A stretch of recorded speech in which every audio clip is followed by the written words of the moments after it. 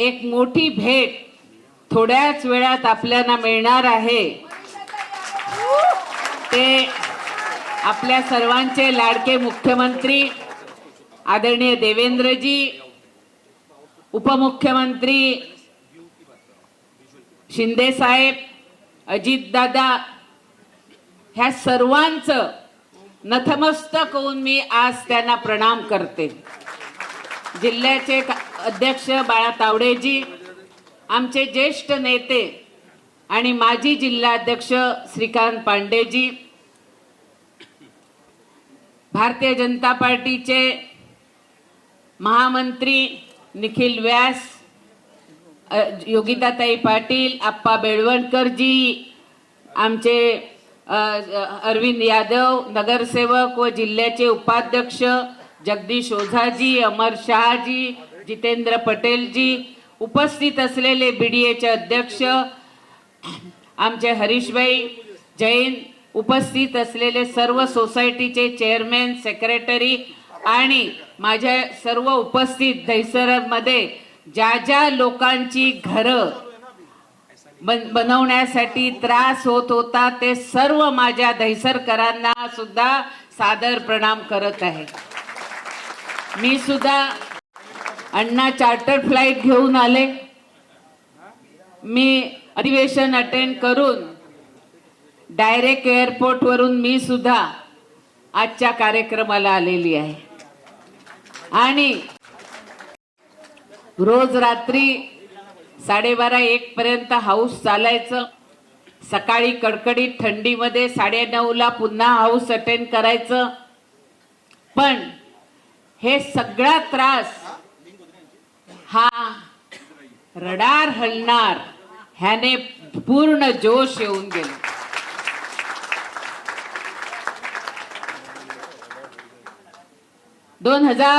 ला सप्टेंबर मध्ये MMRDA ला कार शेड साठी एअरपोर्ट अथॉरिटीची 56 एकर जागा तत्कालीन मुख्यमंत्री उद्धव ठाकरेंनी MMRDA ला द्यायचा निर्णय केला आणि एअरपोर्ट अथॉरिटीचे तत्कालीन मंत्री महोदयाने हाईट रिस्ट्रिक्शन आणलं। IODCC मिळालेली होती, अनेक सोसायट्या डिमॉलिशन झालेल्या होत्या आणि मुंबई महानगरपालिकेने हाईट रिस्ट्रिक्शन मुळे परमिशन द्यायचं बंद केलं। अनेक सोसायट्यांमध्ये बिल्डरने 1 वर्षभर 1.5 वर्षभर भाडं दिलं, नंतर भाडं द्यायचं बंद केलं। 2019 ला आपण सर्वांनी जनमानसांनी देवेंद्रजींना कौल दिला होता आणि 107 आमदार निवडून येऊन सुद्धा आपले माजी खासदार गोपाळ शेट्टी जे आहेत त्यांचं सुद्धा मनपूर्वक स्वागत करते। आणि हे रडारचा प्रश्न निर्माण झाला। जसे देवेंद्रजी मुख्यमंत्री झाले आणि विधिमंडळामध्ये लक्षवेधी लावली आणि मी साहेबांना सांगितलं, साहेब मला कुठली कमिटी नको, मला मंत्रीपद नको, पण ज्या लोकांनी मला निवडून दिलंय त्या निवडून दिलेल्या जनतेला मला न्याय द्यायचा आहे, त्यामुळे हा रडारचा प्रश्न तुम्ही सोडवा। सरकारने दिल्लीचे सरकार कसं आणि साऊथचे सेक्रेटरी कशी ट्रीटमेंट देतात ते आपण सगळ्यांनी बघितलेलं आहे। आणि मी स्वतः ज्योतिरादित्य सिंधिया नागरी उड्डाण मंत्री होते, ह्यांच्याकडे मीटिंग घेतली। मीटिंग घेतल्यानंतर रडार हलवण्यासाठी प्रयत्न देत असताना अनेक अटी दिल्या।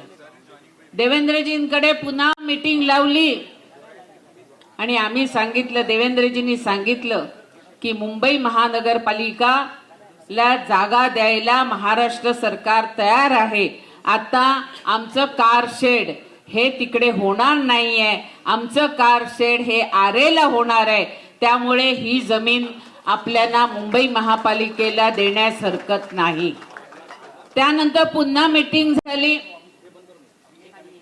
तत्कालीन मुंबई महानगरपालिकेचे कमिशनर इक्बाल सिंग चहल ह्याने तातडीने निर्णय घेतला की ह्यांची जी मागणी होती की 476 कोटी मुंबई महानगरपालिकेने एअरपोर्ट अथॉरिटीला द्यायचे आणि 40 एकर जागा गोरायला द्यायची, ह्या पद्धतीने करार झाला.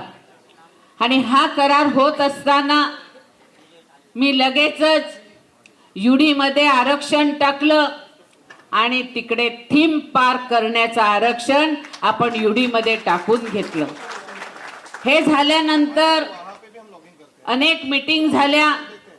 पुन्हा म्हणाले, अण्णा बाबू खूप तुमचे दिल्लीचे हुशार, 476 करोड रुपये देऊन 40 एकर जागा देऊन मग म्हणाले, पुन्हा पत्र पाठवलं की आमचा ट्रान्सपोर्टेशन चार्ज आणि इन्स्टॉलेशन चार्जचे 87 करोड रुपये पाहिजेत. पुन्हा देवेंद्रजींकडे गेले, साहेब मान्य करा, पण तुम्ही लोकांचं मुंबई महानगरपालिकेचं जसं रडार तिकडे शिफ्ट होतील आणि परमिशन मिळतील, तुमचे प्रीमियमचे पैसे येतील आणि तेवढा फायदा मुंबई महानगरपालिकेला होणार आहे. आज मुंबई महानगरपालिकेला सुद्धा डेव्हलपर्स कडनं प्रीमियम मिळत नाही, तो सुद्धा आपला महापालिकेचा तोटा आहे. लगेच आमचे गगराणी साहेबांनी पत्र आणि आमचे असीम गुप्ता ह्यांनी पाठवलं, आम्ही 87 करोड रुपये इन्स्टॉलेशनची द्यायचे तयार आहोत. पियुषजींनी नायडू साहेबांबरोबर अनेक मीटिंग घेतल्या.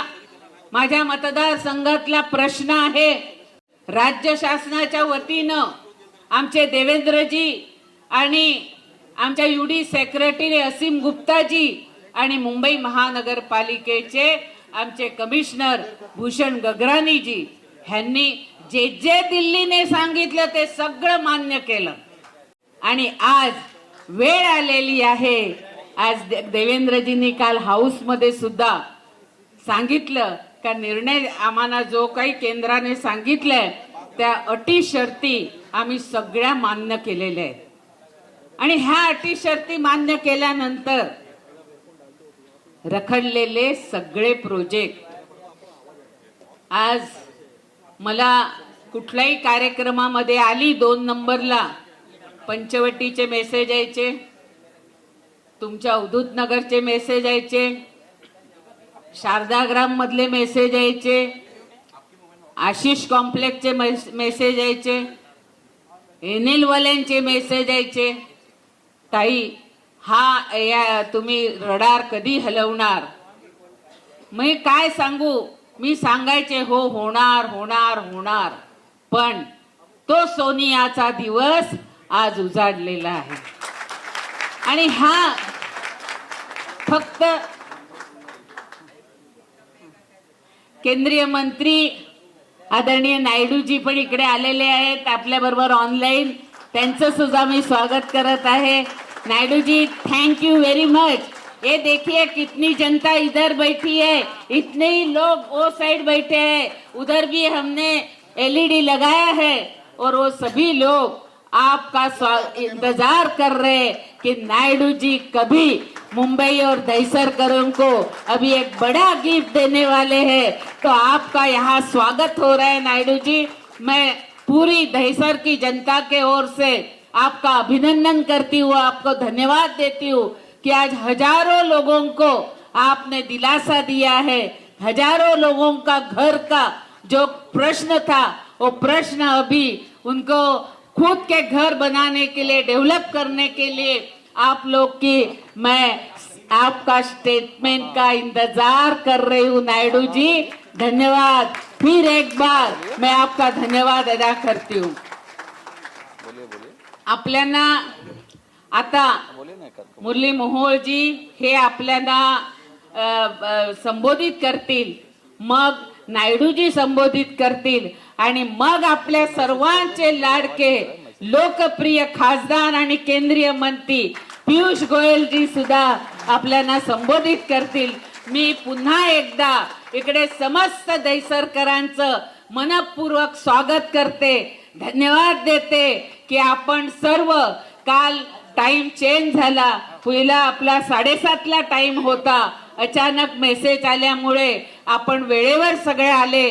त्यामुळे मी तुमच्या सर्वांचं मनपूर्वक अभिनंदन करते आणि पुन्हा एकदा राज्याचे मुख्यमंत्री देवेंद्रजी, लाडक्या बहिणींचा लाडका भाऊ, त्यांना सुद्धा मी मनपूर्वक धन्यवाद देते. धन्यवाद. जय हिंद, जय महाराष्ट्र.